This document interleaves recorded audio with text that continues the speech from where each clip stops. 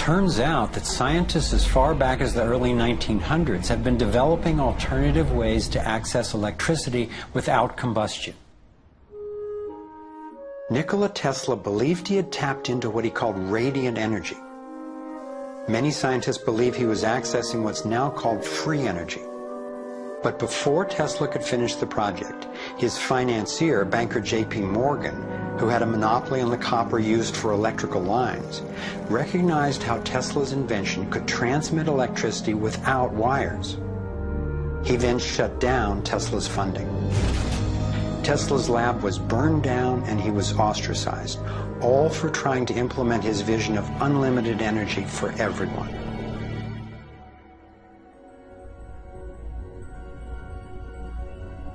A modern-day inventor, Adam Trombly, was inspired by Tesla's work and by the possibilities of the torus.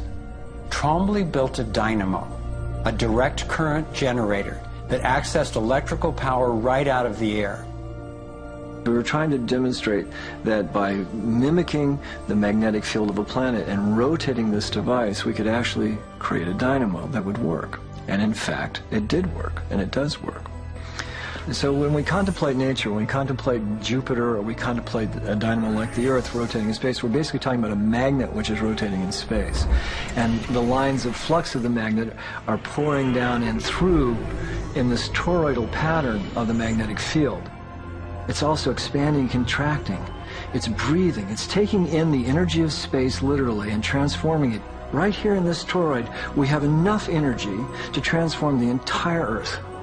And that's not just a theoretical statement, it's literally true. To contemplate the implications of this means that every single place on Earth suddenly has power. Every single person on Earth suddenly has power. We have universal abundance. Trombly had been invited to demonstrate one of his generators at the United Nations and the U.S. Senate. But these events were undermined by the first Bush administration. Then the device itself was taken in a government raid. Trombly's experience isn't unique. Almost every time I found an inventor with a promising new technology in the field of free energy, he told a similar story of suppression. Inventor John Bedini began working with Tesla's theories of radiant energy decades ago and has produced an assortment of battery charging devices that generate more energy than it takes to run them. He announced that he was going to start offering them at low cost. Soon after that, he was attacked in his lab and warned not to produce the devices. For his own safety, he had to let go of marketing free energy. These are all devices from labs I personally visited.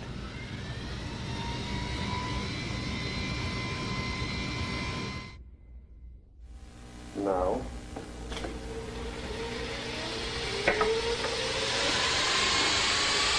Now, the quality of this footage is obviously poor, and I'm not expecting this to convince you. My point is that being there with these inventors, accompanied by experts, and seeing these new energy devices in operation convinced me that the technology is real. And the implications of that to me are absolutely thrilling. Canadian John Hutchison not only created some free energy batteries, but also used Tesla's theories to counter gravity, to make objects float. This could revolutionize the field of propulsion. His lab was raided and equipment was taken by police and government officials in 1978, 1989, and again in 2000. One of the scientists we were going to interview for this film was Dr. Eugene Mallove, an engineer from MIT and Harvard, and editor of Infinite Energy magazine, which covers both theoretical and technological developments in the new energy field.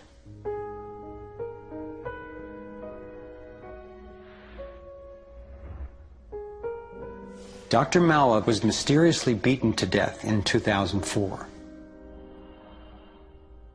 If these inventors were all hoaxers and charlatans, I wondered, why are they being suppressed so consistently and so brutally? I asked free energy inventor Adam Trombly why he thought this technology was being suppressed, and if the UFO phenomenon was related. We've had major military people at great risk to themselves say, yes, these things are real. Why do you think the military-industrial complex doesn't want that statement to be made? Because you start thinking about what kind of technology is behind that. That's the bottom line. The suppression of UFO phenomena is hand in hand with the suppression of so-called free energy. The energy is extracted from the fabric of the space around us, which means it cannot be metered. That is a direct threat to the single largest industry in the world, energy. It's goodbye ExxonMobil, goodbye oil, goodbye coal, goodbye linear transmission of electricity through power lines, all that gone. Unfortunately, it's someone's $200 trillion piggy bank. The proven oil and gas and coal reserves are worth north of $200 trillion.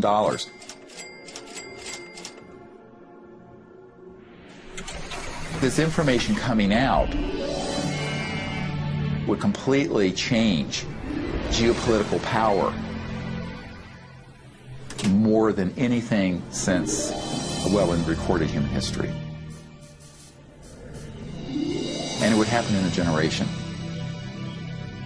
I started to examine the breakthrough solutions, and much to my surprise, these concepts have been proven in hundreds of laboratories throughout the world, and yet they have not really seen the light of day.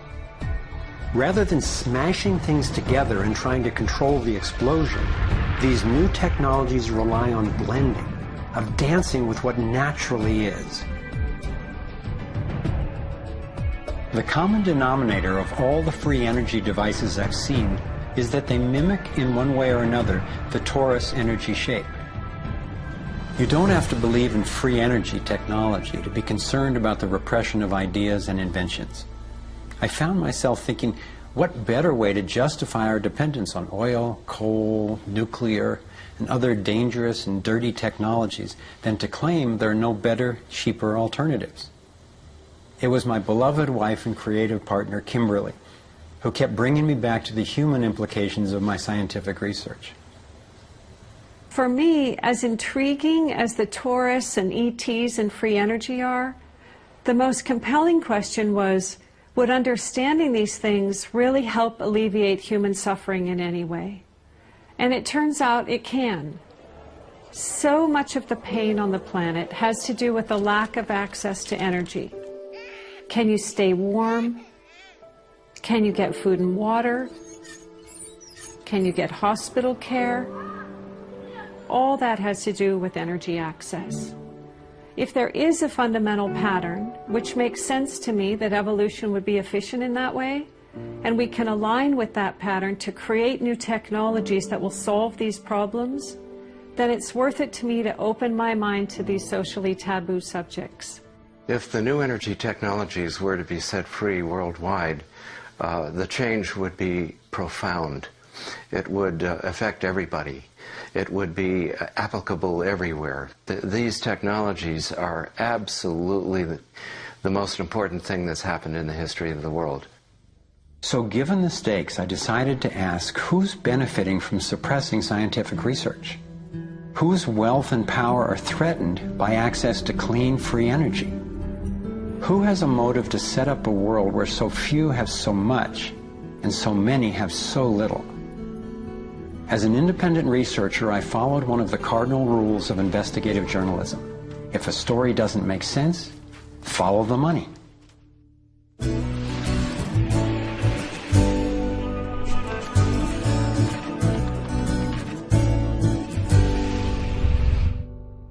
Our being dependent on oil ensures that energy corporations continue to reap phenomenal profits. I see them committing huge resources to undermine energy alternatives, to control global reserves, and to maintain high oil prices. They have enough money and influence to suppress anything that might threaten their monopoly.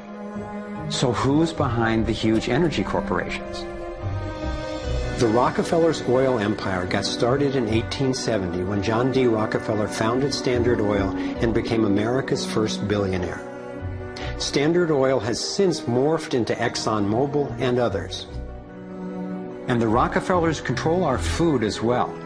They were primarily responsible for the global shift to large-scale petroleum-based agriculture. I remember the so-called Green Revolution of the 1960s and 70s. Like most people, I thought it was a great thing. It was, however, based on the planting of huge plots with a single crop using vast amounts of oil-based fertilizers, herbicides, and pesticides. The Green Revolution was the brainchild of the Rockefeller Foundation's Natural Science Division in partnership with large agricultural corporations. Petroleum-based agriculture provided vast new profits for the oil industry, but never lived up to its promises of ending hunger and promoting health.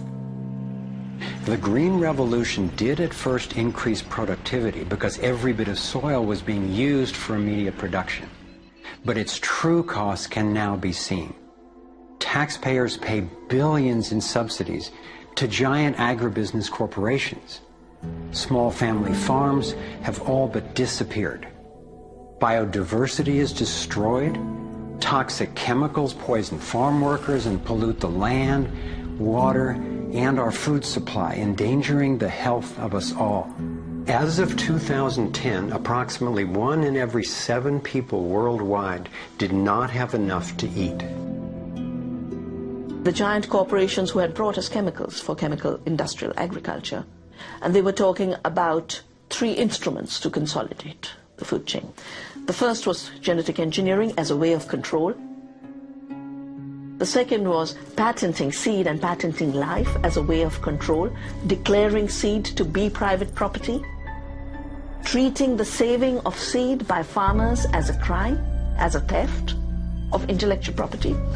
And the third was so-called free trade treaties that would rob ordinary people, farmers, growers, of their freedom to save seed. The design of Terminator technology to create sterile seed in order to impose even more dependence of humanity on a handful of corporations is the ultimate step in this.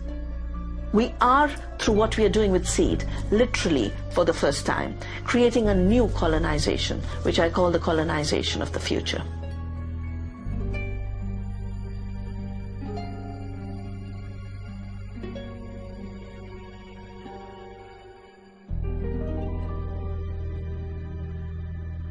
So in 2 crucial areas, energy and food, the same elite banking families and their corporations have taken control, and the consequences have been devastating. For me, it was overwhelming at first to discover such a monopoly of influence, but I knew it was important. Like learning you have a tough but treatable disease. It helps to understand what's causing it and how it operates if the goal is to cure it. So I continued my investigation. If oil and food are controlled by the big banking families, where else does their influence show up? As I followed the money, I began to see this same pattern of control in just about every area of our lives. And I always found the same families in charge, either directly through their banks and corporations or indirectly through their major foundations. Again, it was the Rockefellers who created the National Education Association with help from the Carnegie Foundation and later from the Ford Foundation. What the captains of industry wanted from our schools was an obedient and docile workforce who would be manageable employees and eager consumers. Schools are to establish fixed habits of response to authority. That's why it takes 12 years. You're to respond reflexively when anyone in a position of authority tells you what to do. Like education, health is yet another area dominated by big money and corporations. The American Medical Association, for example, is largely funded by the Rockefellers, who use their funding to influence AMA research and decision-making. The average MD in 4 years of medical school takes 1 course in nutrition, 2.5 hours in many cases, and the materials used, the curriculum materials, are supplied by the National Dairy Council and the National Livestock and Meat Board and other industries, including the Sugar Association, with products to sell that actually undermine our health in the first place. Unfortunately, the way the system of medicine is set up, medical education is primarily funded by pharmaceutical companies. So there's a motive to make and sell as many drugs as possible. It's also a very time-effective way of making money for the physician, for the pharmaceutical company, for the whole medical establishment. But it's really perpetuating the problems it was meant to alleviate. Side effects may include nausea, dry mouth, and constipation. Decreases in white blood cells, which can be serious. Sexual side effects, diarrhea, nausea, and sleepiness. Can lead to coma or death. How far will these forces go to make a profit? Would they actually suppress cures for diseases the way they've suppressed free energy technology? Sadly, my research has shown me the answer is yes. One well-documented example is the case of Dr. Royal Rife. In the 1920s, Dr. Rife invented the most advanced microscopes of his time. He also developed a new technique he called coordinative resonance, which was apparently able to destroy cancerous tumors as well as viruses. In 1934, in clinical trials affiliated with the University of Southern California, Rife's treatment was tested on 16 terminally ill cancer patients. Within 3 months, they were all successfully cured. Soon after, a lab testing Rife's technology was burned down and a frivolous lawsuit was filed. Through the efforts of Morris Fishbein, head of the Journal of the American Medical Association, Rife was essentially shut down and ruined, his brilliant and promising work all but forgotten. It was really hard for me to consider that someone might actually be suppressing cures. And cancer has run through my family like a raging river. I found out that it's all about patents. If a pharmaceutical company can patent and make money from treatment, especially one that we have to keep on using, then that's what we get. Otherwise, we don't even hear about it. It's not just Rife who got shut down. Reen Case had an old Indian Ojibwe formula that was effective. Harry Hoxsey and Max Gerson had natural remedies that worked. But you know, if you go and you look them up, the AMA makes them sound like complete quacks. And that's where following the money has been so helpful, because the same powers who control the AMA and their research and funding control the pharmaceuticals. So there's a multi-trillion-dollar financial incentive to suppress cures that can't be patented. Knowing that cures exist has not taken away the anguish I feel from losing so many people I love to cancer. It's given me something really satisfying to do with the pain. And I believe when we take the love and devotion that we have for everyone who's died and who will die unnecessarily, and direct it to developing and getting these cures out to people who need them, we can break this cancer legacy and heal.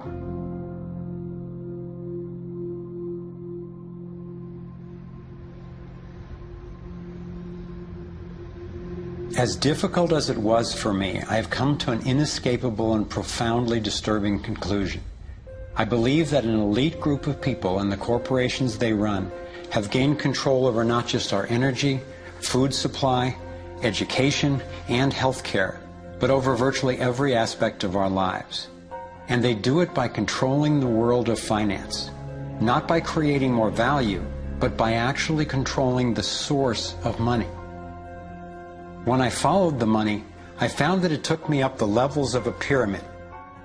Here we are at the bottom level going about our daily lives. Above us is government, people who are given a monopoly on force and use it to tax and control us whether or not we agree. But who controls them? At the next level are the corporations. Many would say that it is now corporations and not nation states that rule the world. They call it a corporatocracy. To acquire the world's resources and control the markets, this corporatocracy must have access to cheap money. The big corporations get their loans at special rates from the big banks, which means that those who control the major banks, the moneyed elite, ultimately control the corporations. As I've followed the money, I've learned that almost everything I once believed about money is simply not true. It's interesting how few questions we actually ask about very everyday things, like when we go into a bank and we ask for a loan of, say, $50,000, £50,000, what actually happens? You see, most people live their lives based on a kind of vague image of what happens. What actually happens is you ask for £50,000, they type into your account £50,000. That's all they do. They don't mint any coins, they don't print any money, they don't move any precious metal anywhere. They just put £50,000 into your account on a computer screen. From that moment, you start paying interest on money that has never, does not, and will never exist. It turns out that banks actually have about 9 times as much money loaned out as they have on reserve in their vaults. This is possible because of what's referred to as fractional reserve lending. The way it works is that the Federal Reserve, or the central bank in any country, is legally allowed to determine the amount a bank must have on reserve. In the U.S., it's currently around 10%. So if you deposit $10,000 into the bank sets aside 10%, or $1,000, and then loans out the rest of your money. The way it works is, say another person comes into the bank and asks for a car loan of $9,000. At this moment, the bank loans out the $9,000 from your original deposit. It isn't there anymore. The borrower then pays the person selling the car, and they go deposit the money into another bank, which is part of the same central banking system. This $9,000 is treated as a new deposit, and the process continues. The money gets redeposited and reloaned until the initial deposit of $10,000 becomes $100,000. The banking system just created $90,000 by loaning out your money. Apparently it began with the goldsmiths in the 17th century, when people were trading in gold. Gold was heavy to carry around, so people stored the actual metal in vaults and traded receipts instead. Those receipts were the first paper money. Since only a few people would withdraw their gold at any given time, the vault owners, basically the new bankers, began creating receipts for more metals than they actually held. They loaned out those receipts and charged interest on money, gold, that they didn't really have. That's how our so-called fractional reserve system was born. In this system, the bankers get to make up money out of nothing, while the rest of us have to work hard to earn it. It has created a modern form of serfdom where the mass of society is now working to pay off their debt to the banks.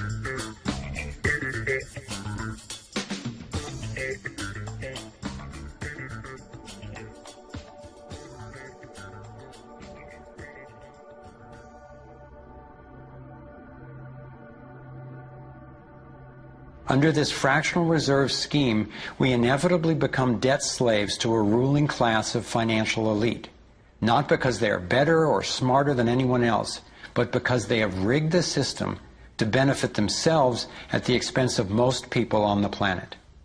Catherine Austin Fitts is an expert on this issue. She was an Assistant Secretary of Housing and Urban Development under President George Bush Sr., and then an advisor to the Clinton administration. Let's set up a game of Monopoly and you want to buy Park Place. What I can continually do is just print money, give myself more money, lower the value of your money by printing more. No matter how hardworking you are or how successful you are, I can always end up buying you for free. So how come if you or I make up money, it's called counterfeiting, but if the banks do it, it's increasing the money supply? How did the banks get this power? This is Jekyll Island, where in 1910, representatives from the Rockefellers, Rothschilds, Morgans, and other private bankers gathered, secretly, to draft the legislation that would create the Federal Reserve. Ed Griffin literally wrote the book on what happened at Jekyll Island. Central banks are banking cartels which have gone into partnership with the respective governments in the countries where they operate. And they've been given monopolistic power over the creation of the nation's money supply. That's what the politicians handed to them as a gift, you might say, for the partnership. Now, in return, what did the bankers do for the politicians? They promise to create money out of nothing now that they've got this legal power to do it anytime the government needs it. And since 2008, we've witnessed the greatest fake money printing run in recorded history. This financial sleight of hand disguises the costs, hides who's to blame, and leaves us as debt slaves working to pay off the bill. I found it revealing that in the same year the Federal Reserve was founded, 1913, the Internal Revenue Service was also established. An income tax was then instigated so you and I would have to pay the politicians' debt plus interest to the bankers.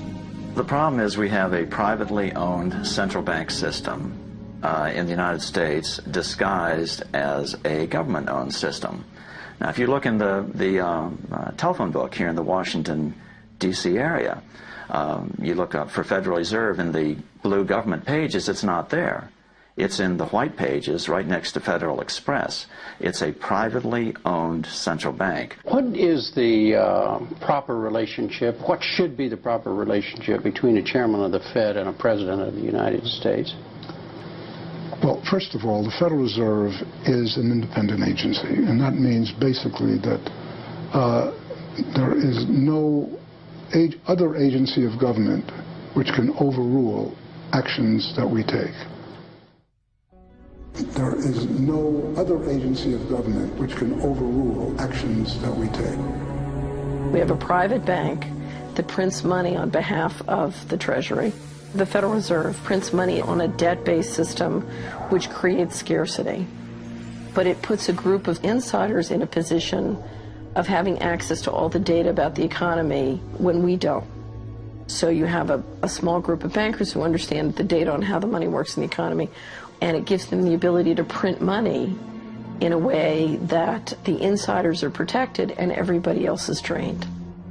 Catherine went on to compare a healthy economy to a vibrant torus, balanced, freely flowing, and energized throughout, in contrast to what's happening in our current economy. What you have is a system that's very dynamic, and it's trying to optimize. But intertwined in the core of it, you have a tapeworm. The way a tapeworm works in your body is it injects a chemical into your body that makes you crave what's good for the tapeworm and bad for you. You have a parasite that's very much manipulating and engorging itself at the expense of the whole. We live in a tapeworm economy where the financial elite are the tapeworm and they're feeding on us. And they don't like it when people blow their cover. After Catherine began exposing government corruption at the highest levels, the FBI raided her company and seized its assets. She was dragged through the courts for 10 years before being found innocent.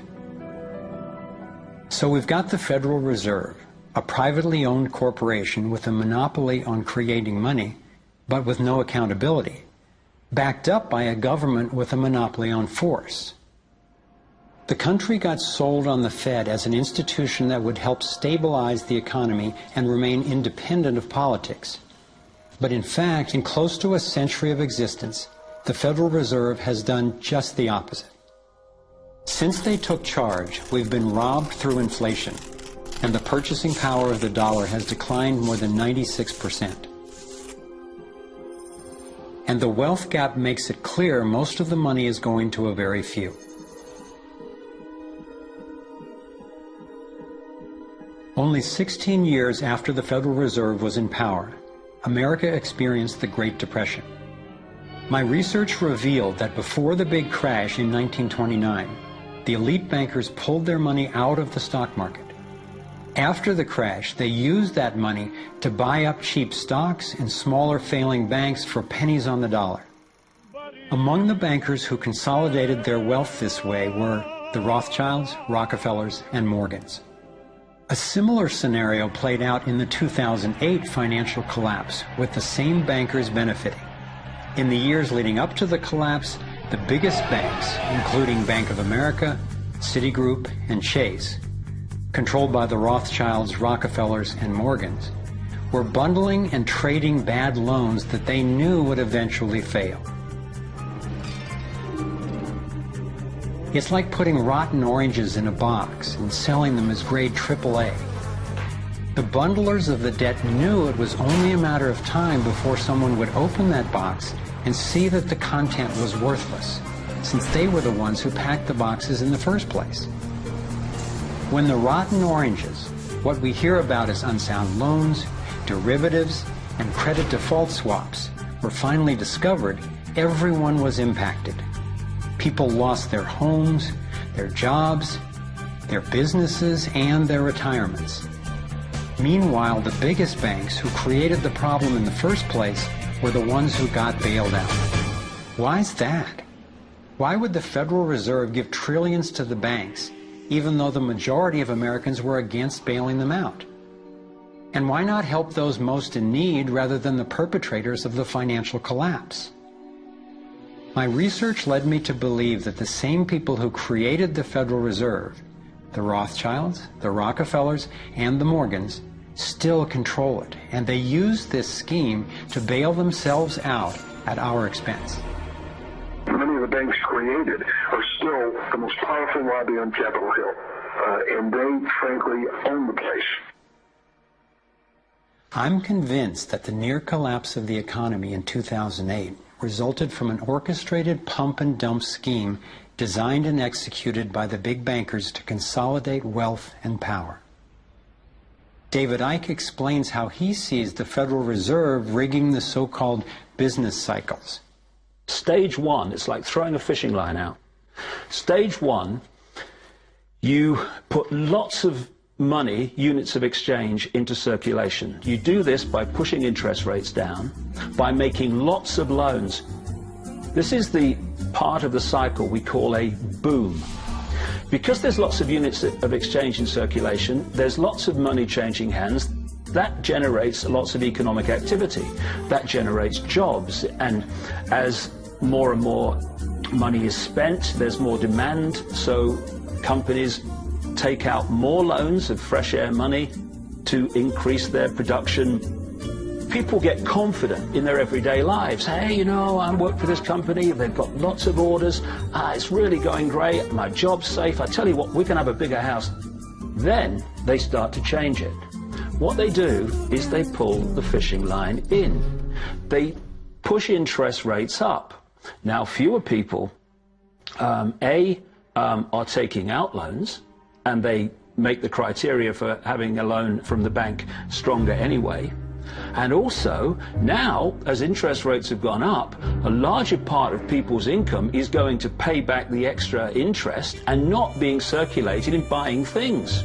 Suddenly, there's nothing like as much money in circulation, and therefore, fewer things are being bought. Companies start to go down in terms of their profits. They start to shed jobs, and they start to go out of business. People lose their jobs, they can't pay the mortgage anymore of the big house they took out in the good times. Now what the banks are doing is starting to reel the fishing line in, because as they go bankrupt, companies and individuals, the banks get the real wealth, the property, the land, the resources that they had signed to them for lending merely figures on a screen. Now this economic cycle of fishing line out, fishing line back, lots of units in circulation, pull them in, has been going on for centuries. And what it's done, it's stolen and accumulated the real wealth of the world in the hands of the few.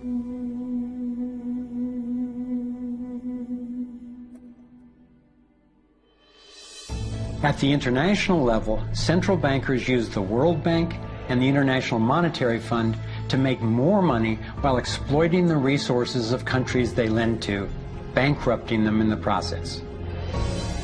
The central bank of central banks is the Rothschild-created Bank for International Settlements.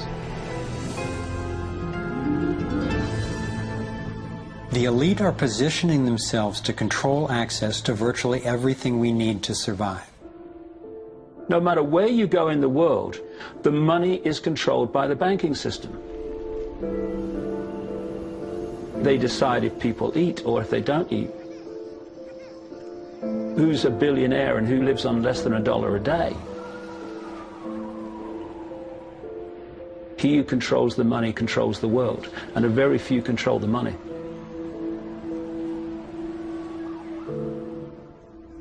At this point, my view of the world had been turned upside down.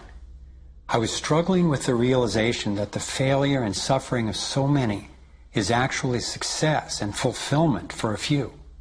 The elite central bankers who fooled the world into letting them create money.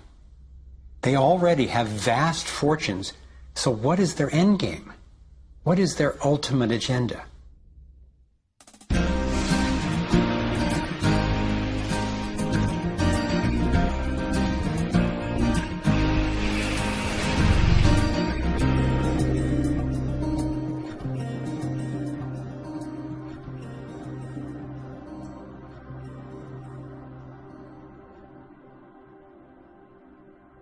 I kept running across compelling evidence and credible experts saying that the secret agenda of the banking elite is nothing less than total global domination.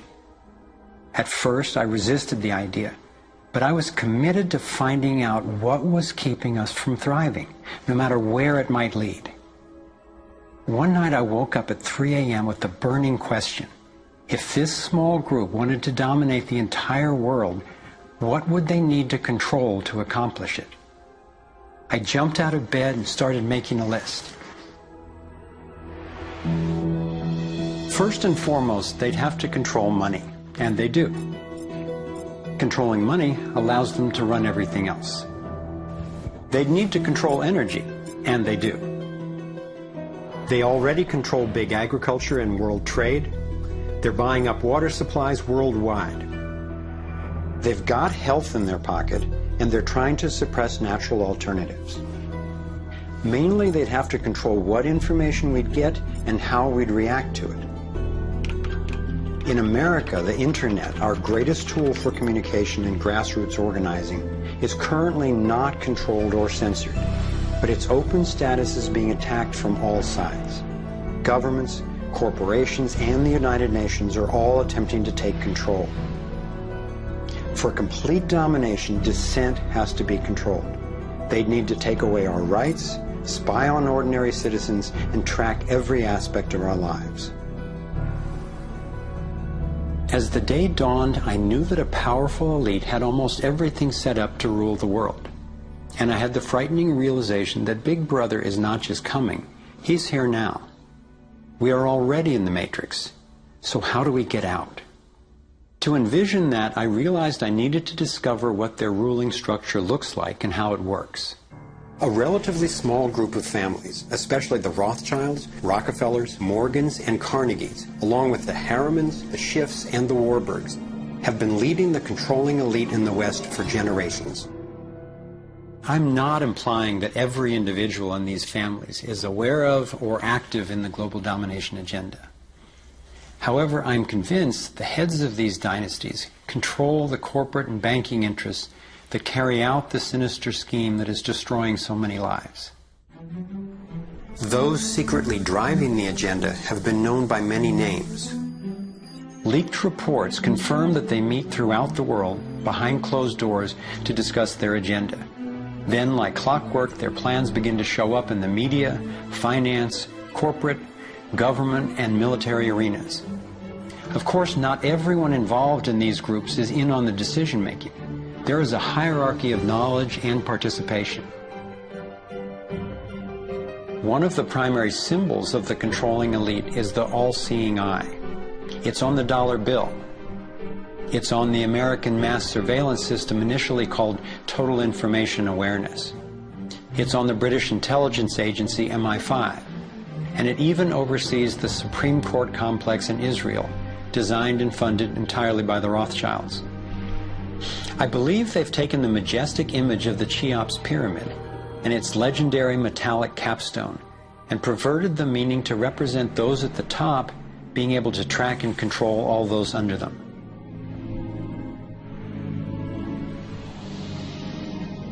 One of the painful ways this information has been used is by people who want to promote anti-Semitism.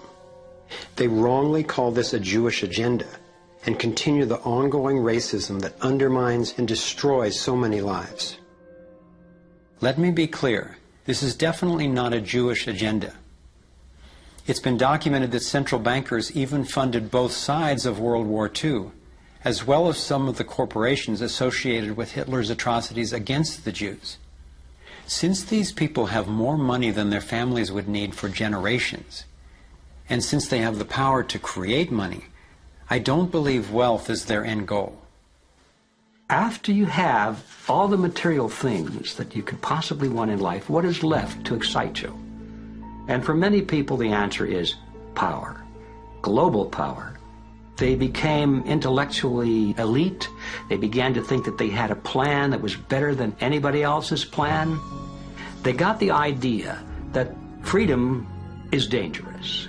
If you give people freedom, you know what? They're probably not going to use it wisely like we think they should. We are smarter than they are. And for their own good, we should rule them. As I came to accept the idea of a ruling elite planning for total global domination, I began to hear these same people actually talking more boldly and publicly about it, only they call it the New World Order. When we are successful, and we will be, we have a real chance at this New World Order. It is a new world order with significantly different and radically new challenges. A new world order can be created. It's a great opportunity.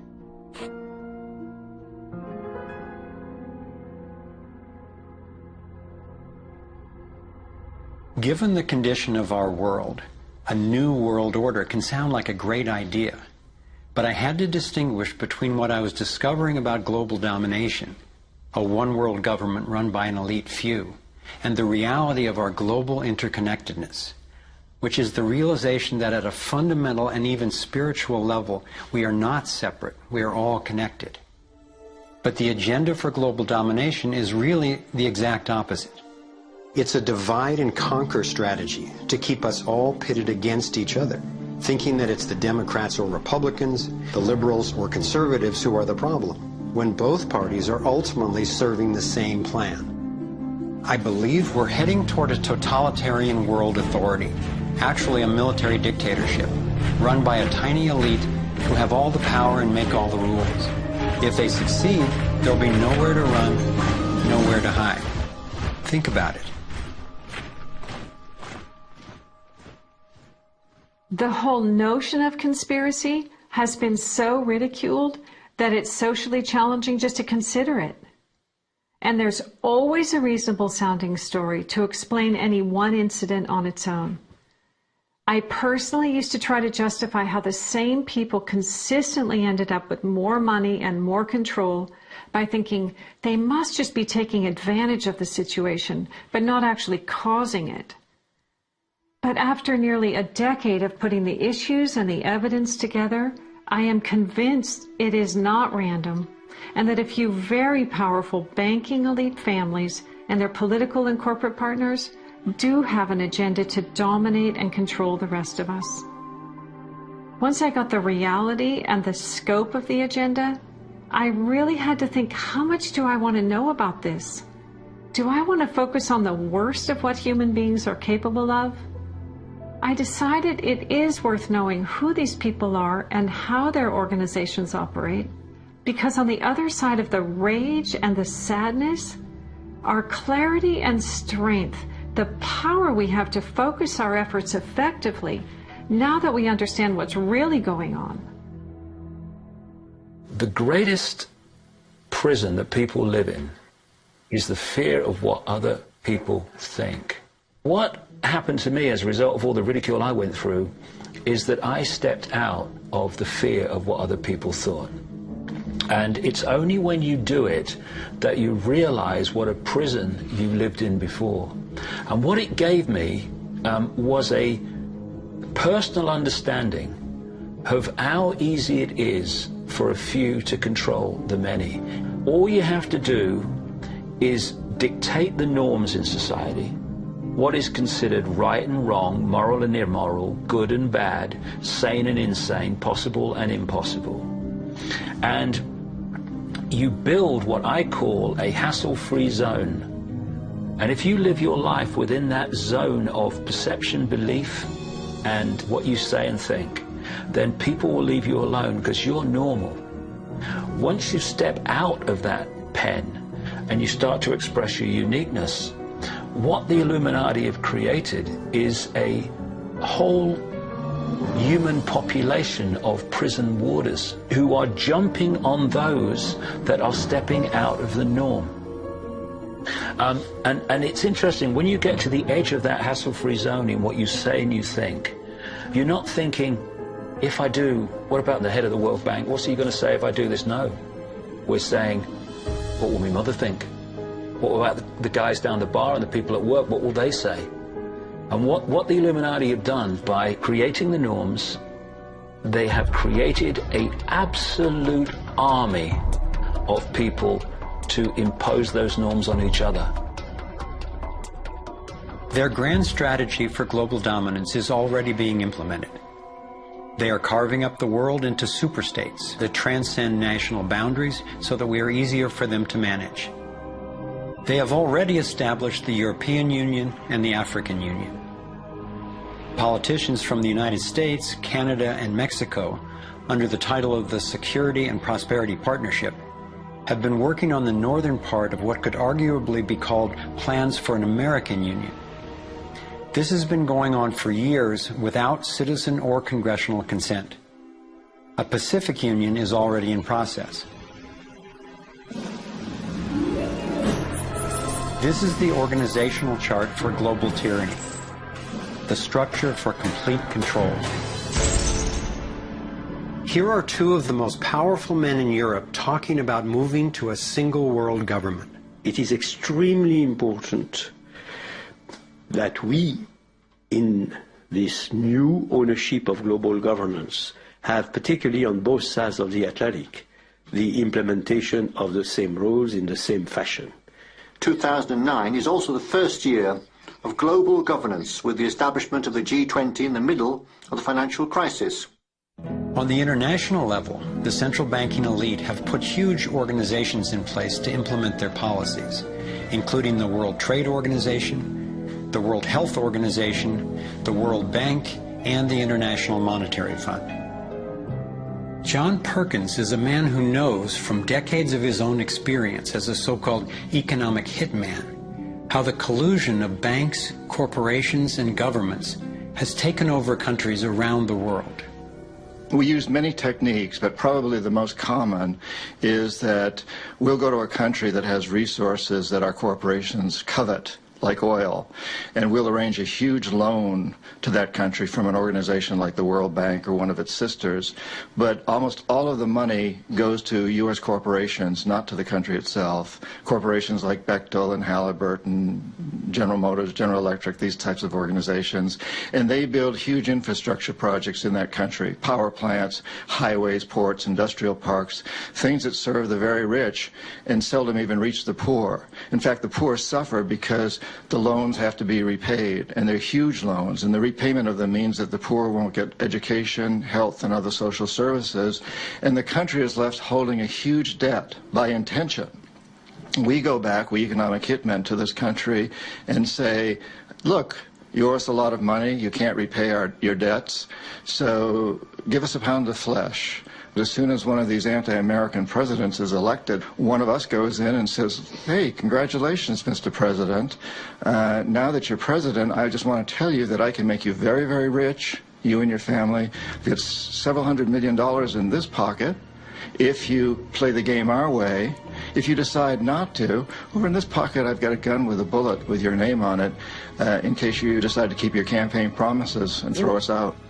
Sell our oil companies your oil real cheap, or vote with us at the next UN vote, or send troops in support of ours to someplace in the world such as Iraq.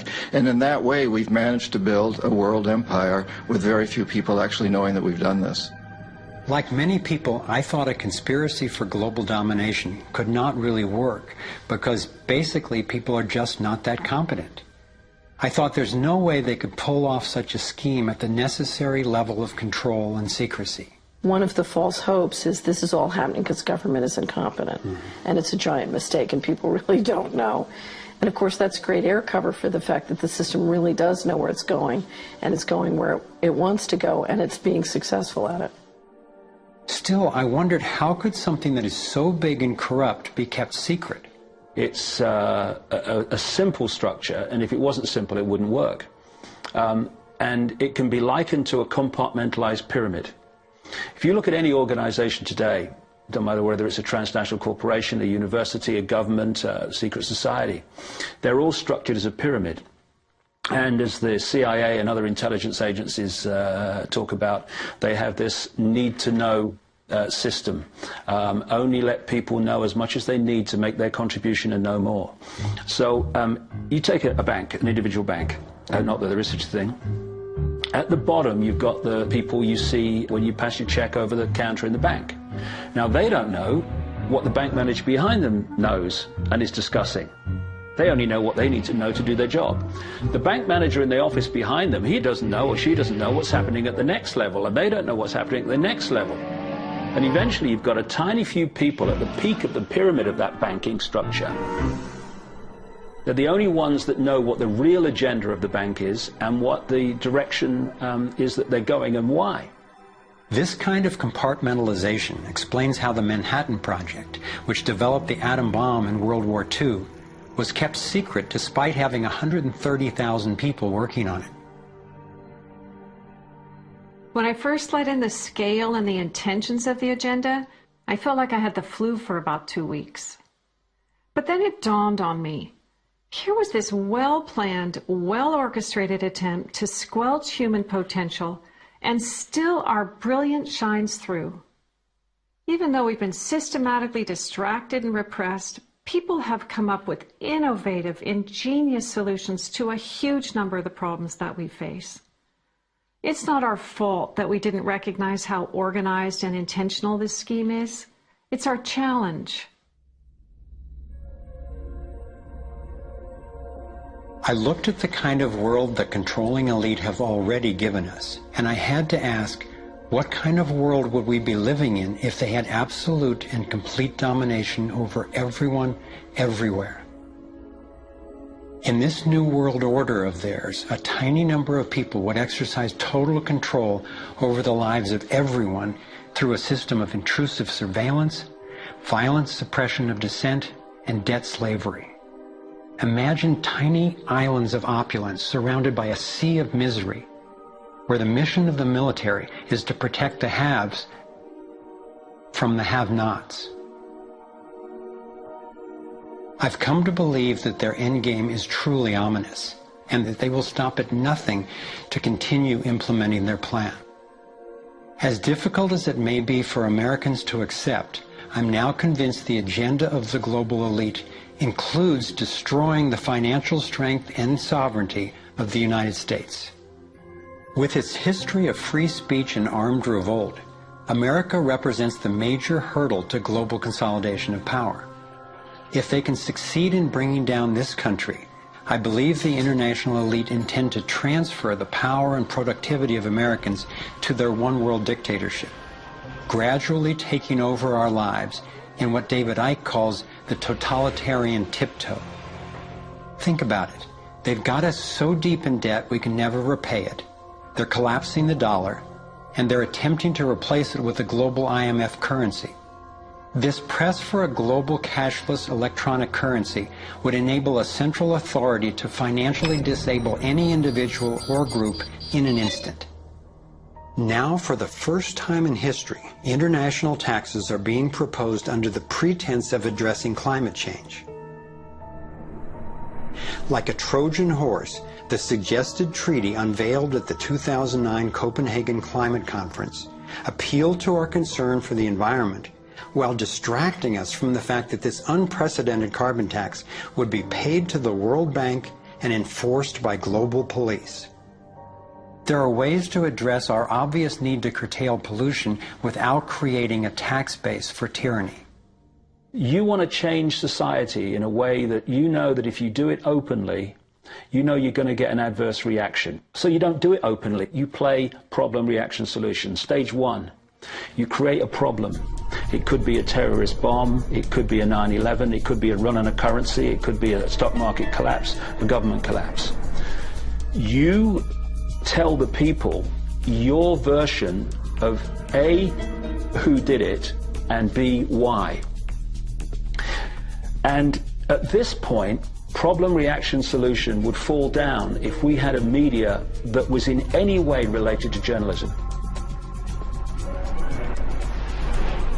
Instead, the mainstream media is a public relations office for the official version of events. Turns out President George W. Bush was right about Saddam Hussein hiding weapons of mass destruction. The virtually only way or source of information that the public have about this event is from the mainstream media. And what they're looking at stage 2 of problem, reaction, solution is the reaction of outrage, of key fear. And they want the public to say to the government, something must be done, this can't go on, what are you going to do about it? And this allows stage 3, which is those who've created the problem, glean that public reaction with a false story, to then openly offer the solutions to the problems they have themselves created. The idea of using tragedy, manufactured or simply utilized, was deeply significant in my finally understanding how far these people will go to achieve their goals. It's a documented fact that we entered the Vietnam War under false pretenses. Former Secretary of Defense Robert McNamara has acknowledged that the attack on a ship in the Gulf of Tonkin didn't actually take place. Our judgment that we'd been attacked that day was wrong. It didn't happen.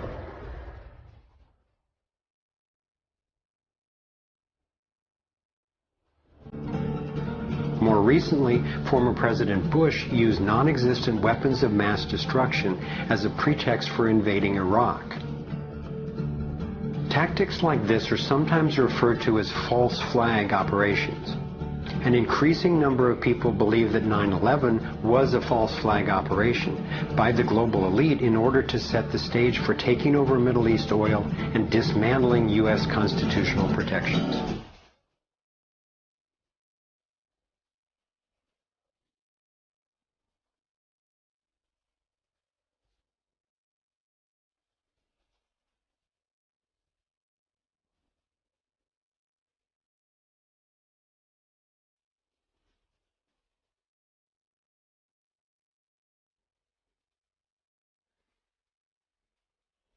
Most of what's needed for a police state is actually already in place. Right now in America, any of us can be imprisoned without warning or due cause, and we can be kidnapped, tortured, and assassinated illegally if the government decides what we are doing is a threat to their plan. All they have to do is name us as a suspect in their so-called war on terror. We're being watched more and more. In 2010, there were 30 million surveillance cameras recording us in the U.S. alone. When we demonstrate, we're now relegated to what are euphemistically called free speech zones. Zones for free speech? Every phone call and email we send is collected and archived and can be inspected at any time.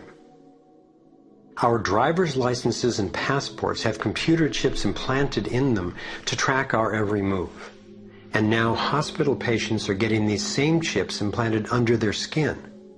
In fact, it was Procter & Gamble who developed these chips, initially for tracking their products.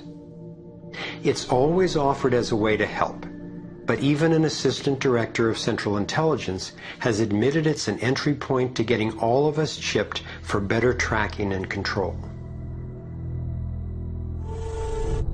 These would-be controllers, through the U.S. Space Command, have outlined a plan called Full Spectrum Dominance. Sophisticated satellite surveillance, as well as directed energy and laser weapons, which are already developed, have the ability to target dissenters anywhere on Earth. I believe they are also trying to ensure they can deal effectively with any resistance.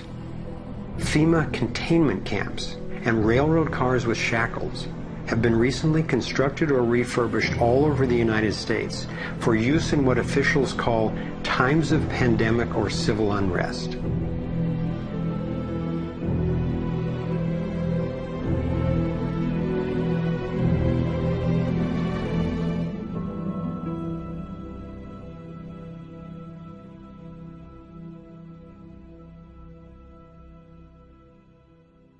There's one more brutal realization about the global domination agenda that I need to share. This was a horrible one for me to grasp, but without it, this inquiry would be dangerously incomplete, and our solution strategies would be inadequately informed. In my research, I came across convincing evidence that their plan actually includes the elimination of the majority of the world's population. As sick as it sounds, it makes sense that they would be better positioned to succeed in their quest for absolute control if there are fewer of us to manage. Every time I've thought they wouldn't do that, I discovered I was wrong. I found startling documentation that eugenics is one of the core pillars of their plan. Eugenics is the practice where some people get to decide who's worthy to breed and who's not. Sterilization is one of the many insidious ways this covert plan is being implemented. In 1904, the Carnegies funded the first eugenics laboratory in Cold Spring Harbor, Long Island. The Rockefellers funded involuntary sterilization of people of color through their eugenics programs and funded the Kaiser Wilhelm Institute in Germany to further the racial supremacy agenda later adopted by Hitler. In 2007, the U.S. Department of Agriculture and Homeland Security funded a proposed project to aerial spray over 7 million people in urban areas of Northern California. After citizens organized against the plan, officials were forced to reveal that the spray included multiple toxins that can cause disease and disrupt the reproductive cycle. Fortunately, civil resistance stopped the project.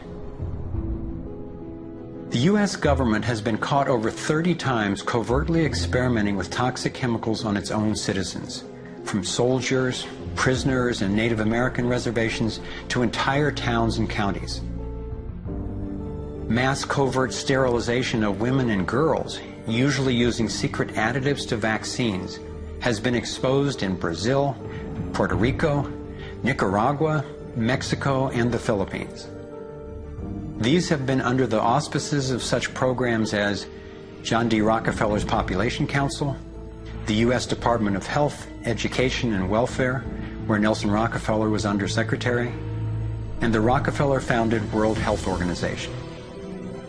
Novartis and Syngenta, in cooperation with the U.S. Department of Agriculture and the Department of Defense, have field-tested a spermicidal strain of GMO corn that would render male consumers infertile.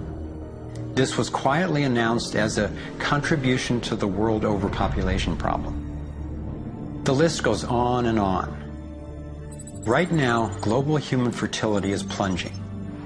I'm convinced that this is no accident. For me, being willing to consider and research a direct depopulation agenda was critical to my getting the whole picture and to generating responses that could be sufficient to the task we face. I know this may sound crazy, but imagine that it's 1932 and we're in Germany. If I told you that in the next decade millions of people would be exterminated, you would say impossible. No one would do such a thing.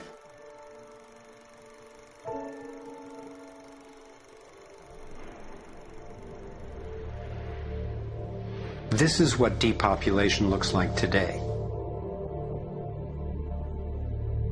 I'm convinced that I'm not overstating the case. Could I be wrong? Perhaps. But what if I'm not?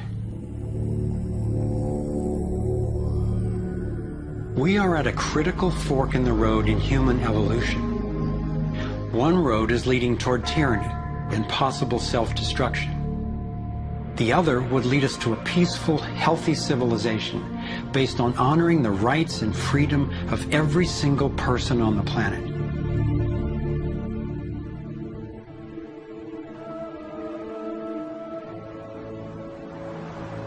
To set off in this new direction, it's up to you and me to clear that road.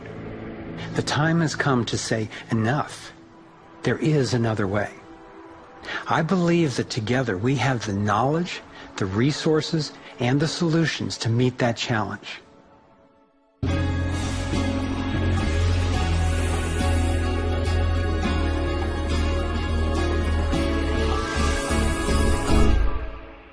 I see this process as nothing less than a struggle for the soul of humanity. It begins with a shift in worldview, answering the question, who are we really? What is human nature? Are we humans what the elite would have us believe? Stupid, greedy creatures who, if left to our own devices, would devolve into violence and chaos, and so for our own good must be ruled over by a self-appointed elite? Or are we naturally caring and creative?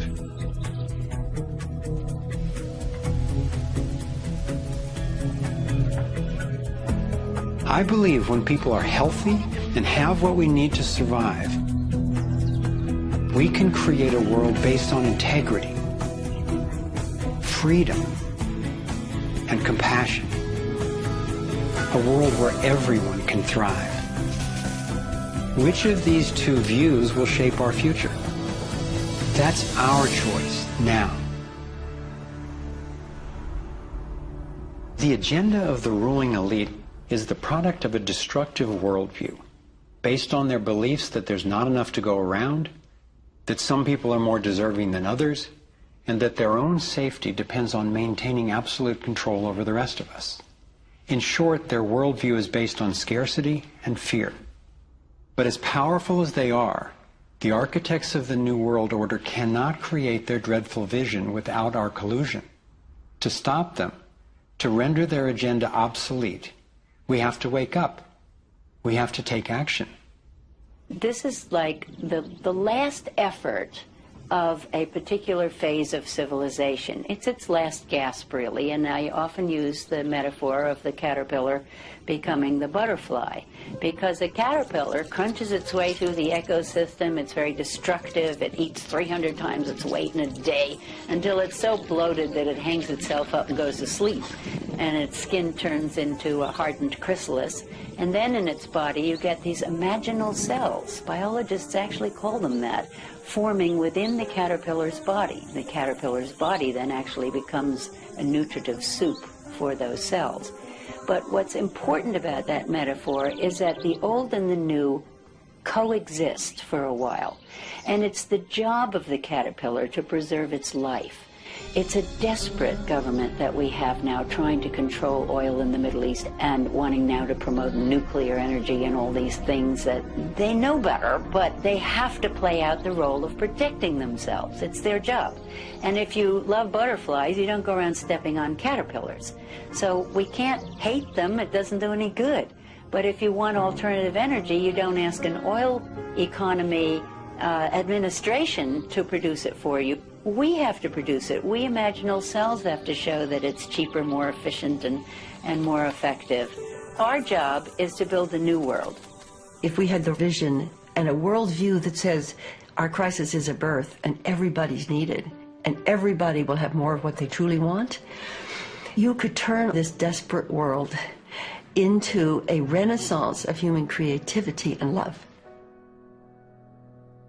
It may seem that the controlling elite has all the cards, but we have many advantages of our own.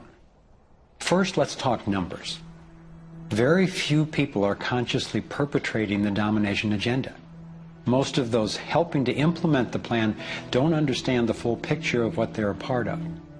By my calculations, we outnumber the actual architects of the plan by more than 1,000,000 to 1 in the U.S. alone. Entrepreneur and environmentalist Paul Hawken estimates that there are now well over 1 million organizations in the world that work towards social and environmental justice, comprising the largest social movement in the history of humankind. This movement, when connected electronically, could become a network of networks that will be the most powerful activist force for change ever.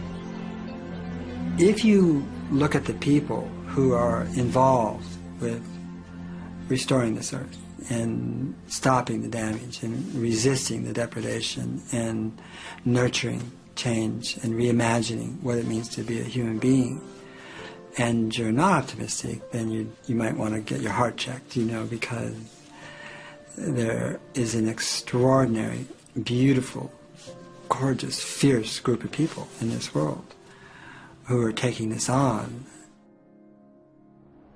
The second important advantage for us is that all the power centers that the elite control require our participation. If enough of us withdraw our support, their plan can't work. This is true of the central banks, the military, the corporate media, the government, and more. And following the models of Mahatma Gandhi and Martin Luther King Jr., we have the power of nonviolent non-participation. It takes tremendous energy, resources, and deception to try to dominate the lives of others.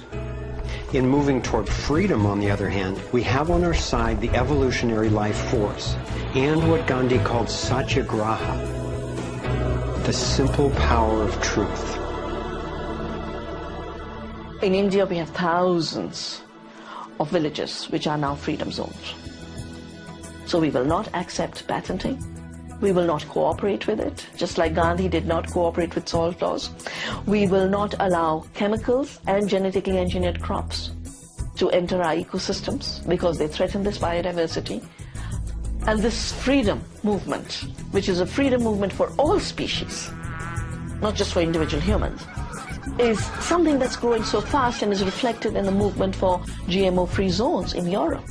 I turn my back, and there's another 1,000 GMO-free zones. 90% of Italy, 90% of Austria.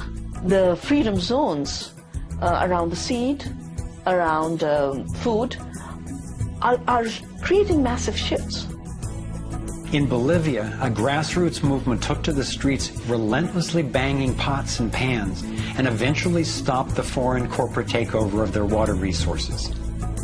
Though very little is shown by the corporate media, there are countless success stories going on every day all over the world.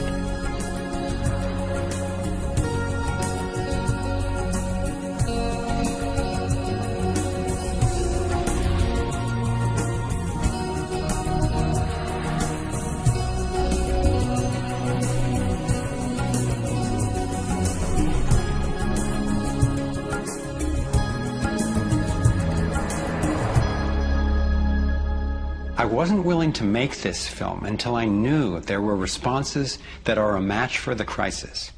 And now the power of the internet enables us to share the breadth and the depth of this research. We've spent years creating a vast website, thrivemovement.com, that brings it all together and makes the information and what we can do about it accessible to everyone. Here you have your very own Navigator module to go deeper into the main subjects covered in the film: code, problem, and solutions. You can study strategies and tactics and connect with others to take high-leverage actions. Every fact stated in this film has been independently verified, and the reference is on our website. This sector navigator facilitates whole systems thinking that recognizes that actions in one area impact all the others. The center of the sector navigator is worldview, because it determines how we experience everything that happens within and around us. In every sector, you'll find critical issues, resources, group strategies, and individual actions to peacefully and productively affect real change. Our resource tree will link you to the people, organizations, and media that we most recommend to help you get more fully educated and engaged. I was encouraged to find that there are a minimum number of actions which, working together, can tip the scales. It's not endless. Once we see the big picture, we'll look at what each of us can do to help accomplish it. Let's take a look at the strategic antidotes to their economic domination. We need to stop any more bailouts of banks or corporations, dismantle the Federal Reserve, withdraw taxpayer support from central banking agencies such as the IMF and World Bank, allow development of alternative currencies and independent banks, and refuse international taxes. My main emphasis is on solutions in the U.S., because that's what I know best.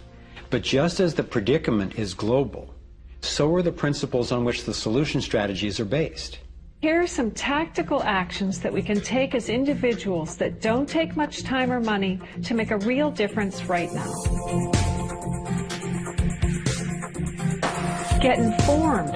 speak up and connect with others. Bank locally. When we move our money out of the big centralized banks and into locally owned banks and credit unions, we defund the problem and fund the solution all in one move. Buy and invest responsibly. Every dollar you spend sends a message. Join the movement to audit and end the Federal Reserve. It's robbing us. Join a coalition to keep the internet fair and open. Don't let anybody take control over it.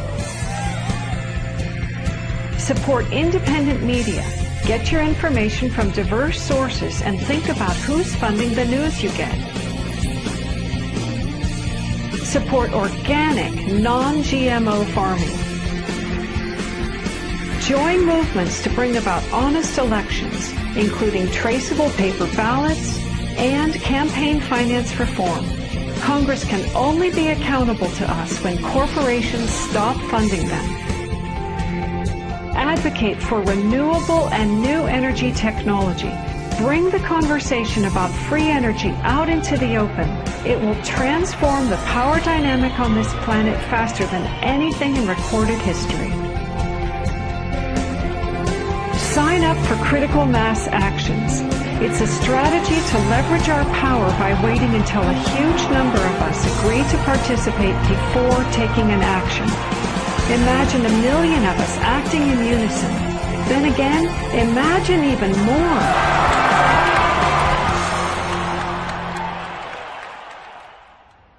I've been inspired by how many grounded solutions and real-life problem solvers there actually are. Aqeela Sherrills is one person whose work especially touched me. He helped broker a gang truce between the Crips and Bloods. One of the things that we discovered in the process of waging peace in the neighborhood was that conflict is healthy. You know, it's unresolved conflict that actually leads to violence. When we first launched the peace treaty, we had a lot of success in our first year. Gang homicides dropped 44% in the neighborhood based upon our actions. Aqeela describes what happened when two rival gang leaders finally met after the truce. The brother came up to him and told him, man, look, I know you got some hard feelings for me. You know, maybe I got some hard feelings for you. He said, but because of this truce, man, he said, I'm willing to put all of that to the side. And he stuck out his hand. He hugged him and he said he closed his eyes because he was preparing for a sharp, a knife to enter his back. He was waiting for for a bullet, to be shot into his stomach. But he said after a few moments, he held that embrace. He realized that, that it was genuine. I believe that having a clear picture of our potential is as important as uncovering what stands in its way. So I want to take you to a possible world of the future. It's a world the elite would have you believe is an impossible pipe dream, but I'm convinced it's a world that is utterly within our grasp. We can create a world where people can thrive, where we can feel safe and secure. The air, water, and food are clean. A world where communities are capable of producing their own energy and food, and trade is open and fair. Rather than focusing on punishment, instead justice restores lives and losses. Insurance pays doctors to keep people healthy. Education is voluntary, serving the needs of individuals instead of corporations. We get honest feedback from independent media. There are no subsidies and no bailouts. Imagine that with an honest money system, little or no taxes, and low electric and fuel bills, you would have the money to pay off your home and car and be free to save and invest. You would enjoy more wealth, freedom, and security, all while working the same or probably less. Let's say I started a mutual fund for my neighborhood, and all the neighbors had stock, okay? And so they healed the environment, and their stock went up in value. So instead of getting drained financially, they're making money. They're making money from things that make their kids safer and prevent the planet from dying. So you kind of have your cake and eat it too. Instead of working all week to make money and then coming home and trying to save the planet on the weekends, you can spend Monday through Friday making money saving the planet and then, you know, go to the beach. This vision of a thriving world is based on what could be called the liberty perspective.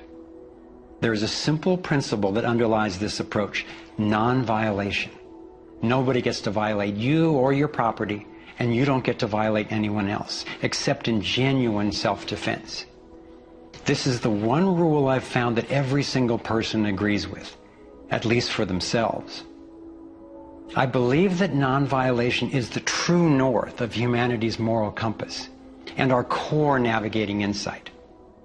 This insight can guide us and protect each and every individual as we set up voluntary, self-sustaining systems.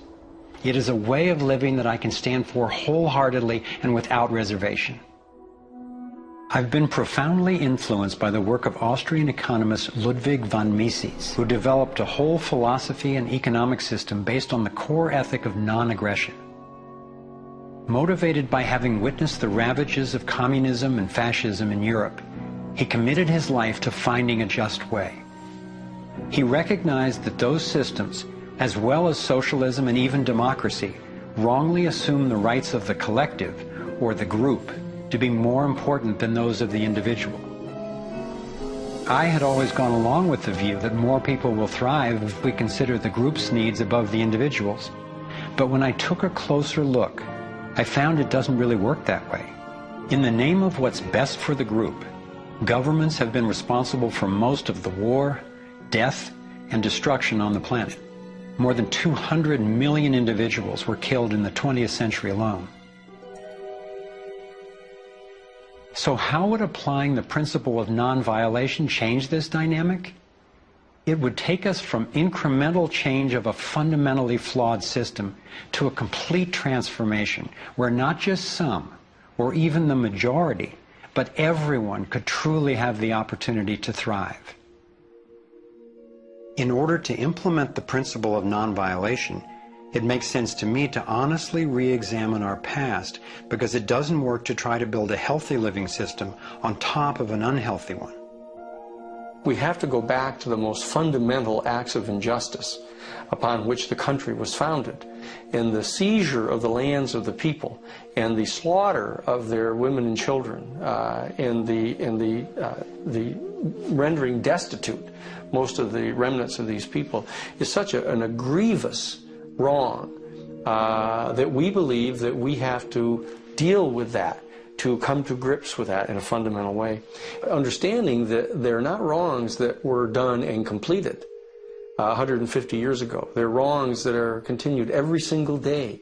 So you have, through the history of North America and the United States, over 500 treaties signed with indigenous nations where every single one of them now has been violated.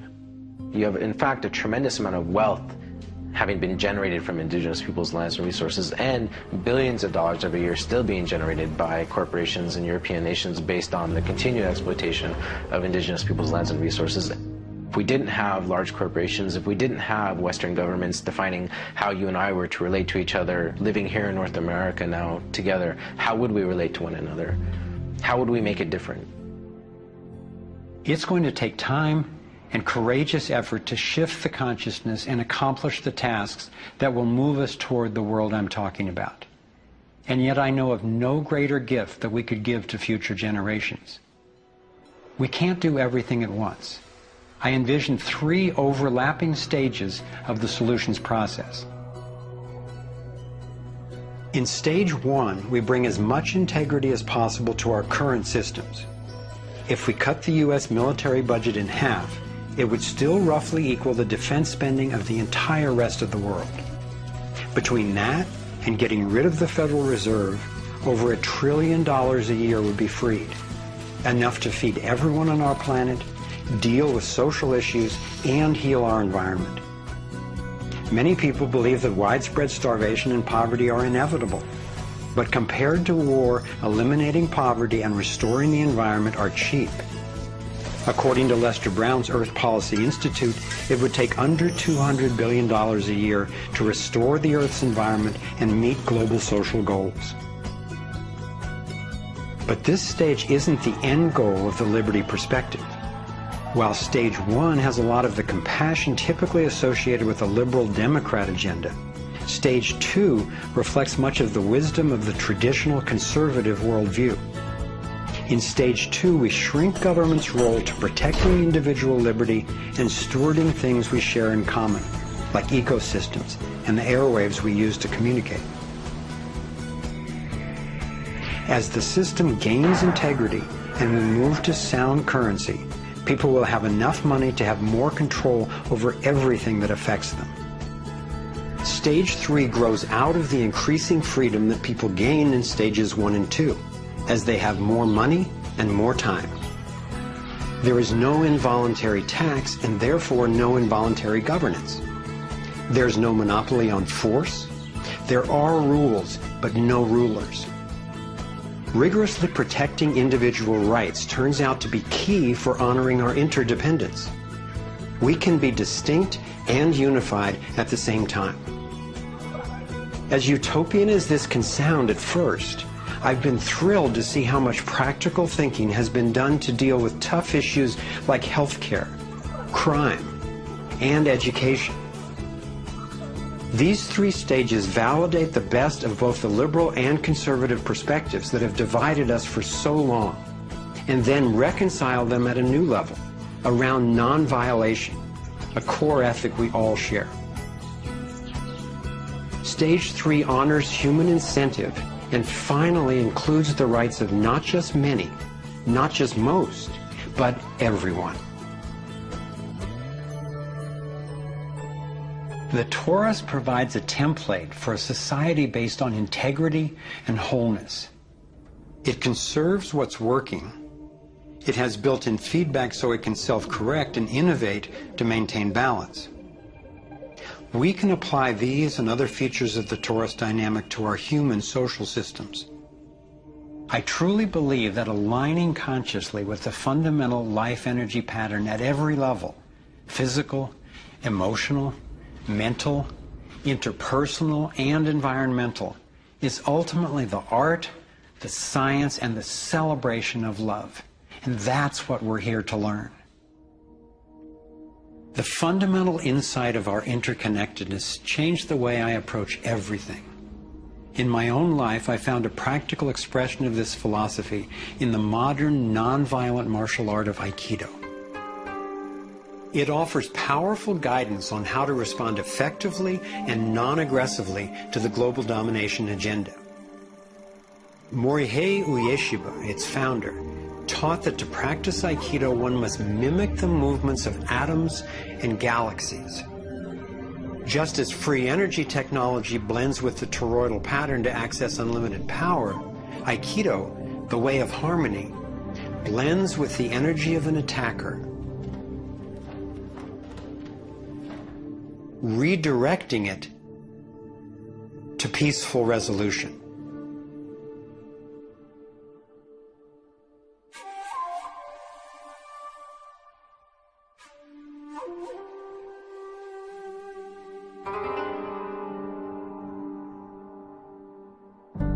Gandhi and King applied these principles of non-aggressive power at the economic and social levels. If we respond with violence to the domination agenda, other than in self-defense, it would only continue the old us versus them paradigm and provide an excuse for even more police state measures. I believe that it's essential, both morally and strategically, that we take the path of non-aggression. There is another aspect of the Torus that has profound implications for how we can respond to the challenges before us.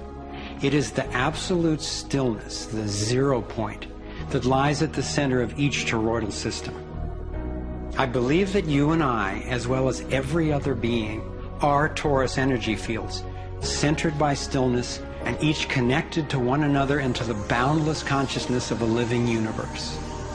As much as I benefit from the experience of others, as highlighted here with the Navigating Insights, And as valuable as daily feedback is about what's really going on in the world, as we see with the vitals, I've come to recognize that our primary compass is our own inner guidance. As we learn to quiet the noise and amplify the inner signal, we can better hear the voice that naturally knows and offers wise direction. We have an entire inner life, a vibrant and lively inner life that is truly the navigator of the path that we take on the outside. If your inner life is the driver of how you show up in the world, it makes sense that if you want to have anything to do with where you're going, that you have to be in relationship to that inner life. You have to be in relationship to the driver. As we develop increased relationship to who's in the driver's seat, what happens is there is a synergy. It's a symbiotic relationship that our inner lives are actually able to be more in tandem with where we're choosing to go, and we're able to get there. We're not nearly as insignificant in our impact as we think we are. In order to heal the world, we have to start telling a different story to ourselves. We have to start engaging in a different story with others. It's a collective story that manifests as the world. Humanity is now in a very interesting evolutionary phase in which we move from hostile, aggressive competition, which is the nature of young species, into a more mature mode of cooperation, collaboration. There's no question in this country that money, that capital is being increasingly concentrated in the hands of a few. And those who are so powerful are concentrating it further. But there is a force that's more powerful, and that's the power of the people. When we look at the crises now, it is so easy to fall out of love with life.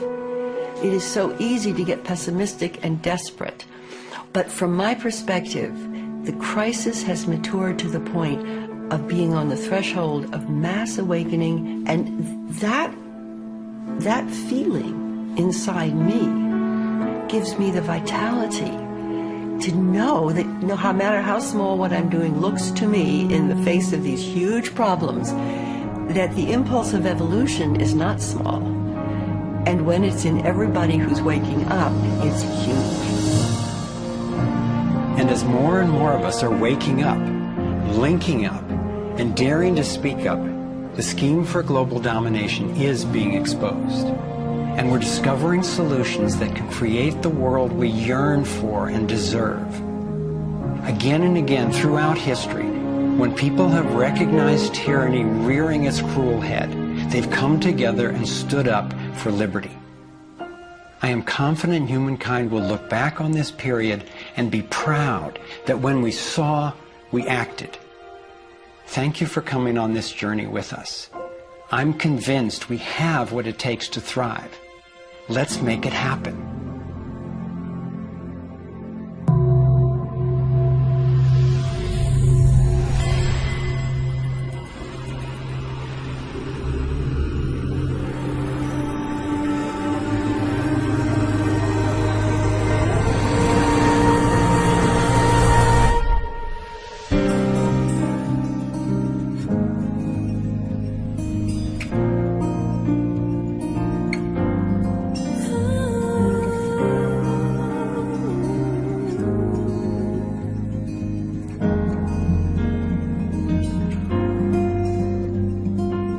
Cycles repeating, the earth is speaking, saying time has come. Wake up from this nightmare of life. So many shattered lives reaching out, crying, crying out for freedom, crying out for love. Carried by the current, till we stand side by side on the brink of a brand new dawn. We come together while the waters rise.